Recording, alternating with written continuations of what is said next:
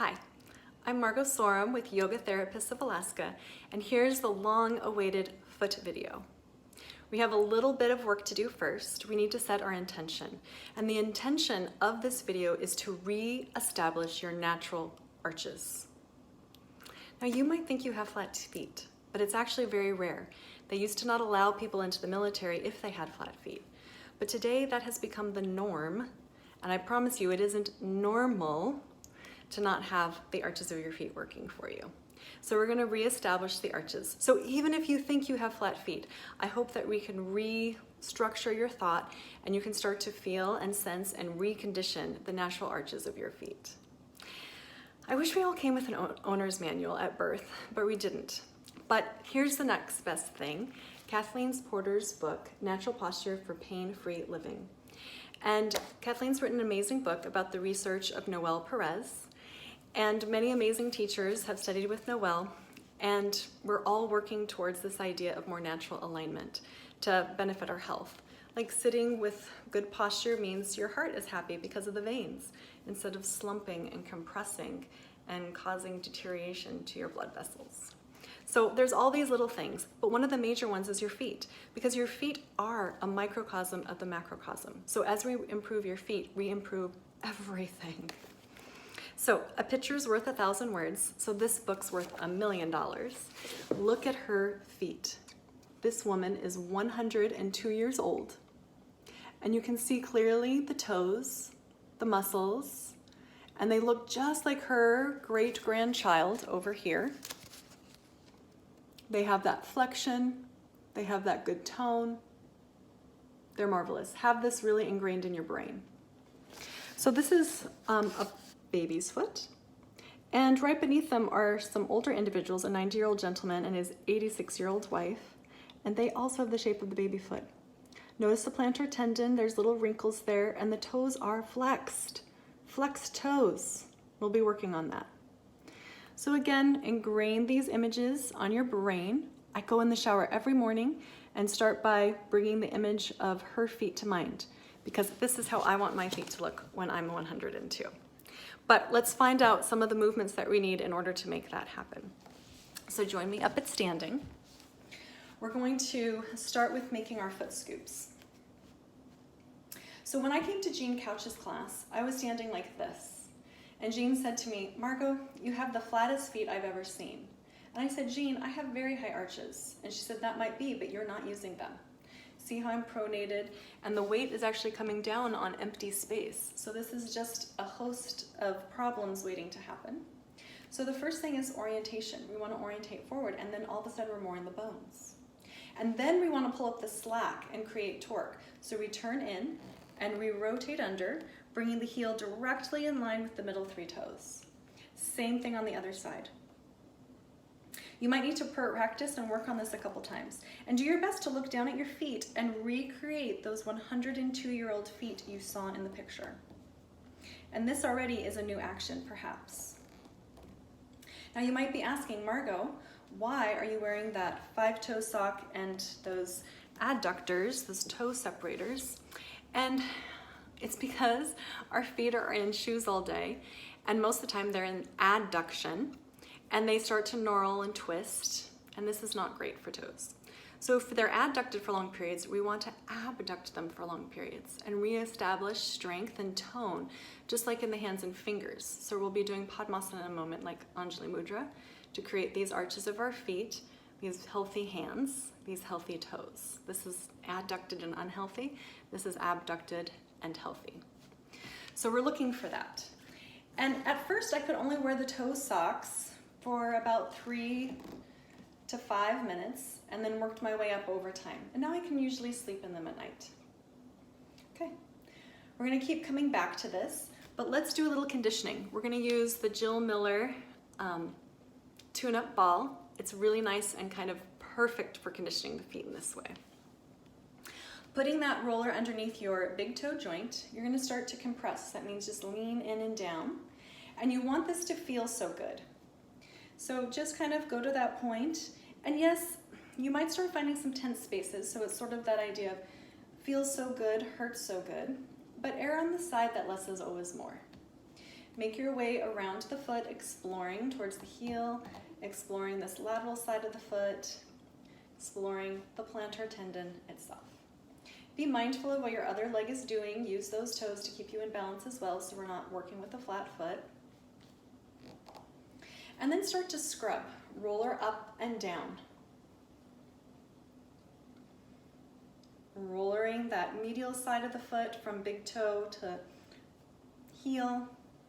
Go through the plantar tendon. Go to the pinky toe side. And you can keep scrolling all over, even chugging a little bit. Now be careful not to dorsiflex flex and pull those toes up. When we do that, it creates a very tense plantar tendon. And in yoga, we say this a lot, pull the toes up, but it's causing a lot of distress. So rather, flexing the feet, look at the beautiful wrinkles like the baby foot. So that's the healthy look to the foot. This is the unhealthy look. So we're recreating that healthy 102-year-old foot. Come to the big toe joint again, press down, and then we're going to do an eversion and an inversion, kind of going between the two, just back and forth. Keep those toes relaxed. And then move to the front of the calcaneus, that heel bone, and same thing. A little bit of that eversion and inversion. We're going to really start to weight bear on that heel bone, at the very front of the heel bone, where all those major bones intersect and come together. And then come off of that, kind of notice, start to add that torque in and do your foot scoops, finding that new orientation and new look to your foot. Really toning. And you might even feel like you are up on a heel because you're on your heel bone instead of being slumped off of it and in soft tissues. You're really on that distinct bony landmark. And you're finding the toes and you're using them. You are using that big toe. You're like a monkey. You're holding onto the earth. In fact, think of yourself as an earth surfer. So instead of just being fixed in one place with your pelvis tucked under and no movement, we take the weight back into the heel. Now your joint stacked. Add your foot scoop. Recreate the natural arches. And then you're literally surfing. If the wind was blowing you forward, you'd be able to tip forward. If it was pulling you back, you'd go back. And you're ready to step into any direction. You're ready to move. You're ready to respond.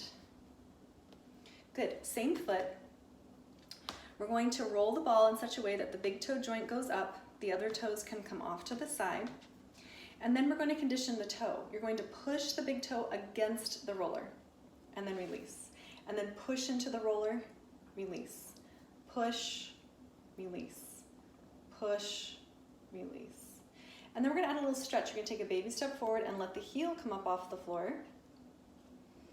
And let this be a toe stretch. Here it is from the side. The ball of the foot is down. Good. Come back to center and move to the next few toes. So it's maybe the middle 3 toes going up, other toes off to the side, and start by conditioning. Push into the roller. Push into the roller. Push into the roller. And then that baby step forward and pin and stretch. Before the tune-up balls, I would use tennis balls to condition the feet, but the tune-up balls are really fantastic. Lacrosse balls are a little too hard. I think they can kind of damage the tissues. Come to the little toes, probably the little 3 toes will be there, other 2 come off and push. Jill Miller has a wonderful book called The Role Model, and you can learn lots of other fun movements for helping condition the body. And do that pin and stretch. So this movement, especially when you're in the big toe spot, is the anti-bunion pose. We really want to start to press off and orientate the foot forward for movement rather than pushing off and creating a bunion and a flipper foot. And you can really see and track how different that is in the pelvis and through the whole body. If we're standing up on a heel and a slant and doing this, we're creating a whiplash through the body. So really finding this joint stacking, and it really happens from the feet. Bring your 2 feet together. Big toes touch, ankles touch. And just like you were in Anjali Mudra, there's that little gap between your hands, and you're establishing again the highness of the arch of your foot. So you're going to feel the toes, you're going to feel the lateral edges of the feet, and you're going to distinctly feel yourself up on your heels, just like you're up on a heel. It's very bony. And there's a lot of space between yourself and the floor, that arch of the foot and the floor. And we want to maintain that when we step the feet apart. And this will transform our yoga poses if we use this mudra with our feet. If you come into a standing pose, rather than collapsing and causing more damage upstring into knee and hip, we are on the foot. We really have that lovely high arch, and you're stamped in the bone. And you maintain this in your yoga poses.